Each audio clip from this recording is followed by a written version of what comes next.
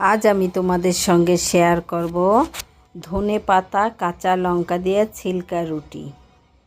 আমি ধনে পাতাগুলো ভালো করে পরিষ্কার করে ধুয়ে নিয়েছি, ধুয়ে কেটে নিলাম। কেটে নেওয়ার পরে আমি মিক্সার বাটিতে দিয়ে দেব। কিছু কাঁচা লঙ্কা দিয়েছি, দিয়ে আমি ব্লেন্ডার করে নিয়ে চলে আসলাম।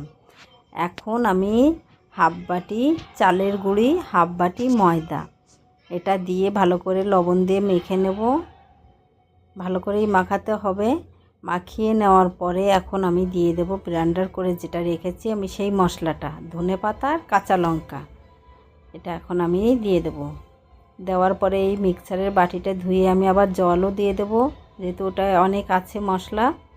এখন দিয়ে আমি ভালো করে মেখে নেব। দেখো আমি কত সুন্দর ফাটাচ্ছি, ফাটানো আমার হয়ে গেছে, কত সুন্দর হয়েছে দেখো। এখন আমি চলে যাব আমার প্যানে।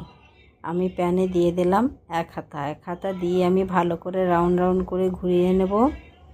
এই রুটি খেতে খুব ভালো লাগে, সফট থাকে, খুব নরম থাকে, আর ধনে পাতার একটা সেন্ট আসে, সেটাও খেতে খুব ভালো লাগে। আর সঙ্গে তো ঝাল আছেই, ঝাল ঝাল ধনে পাতা খেতে খুব ভালো লাগে। দেখো আমার কত সুন্দর গেছে।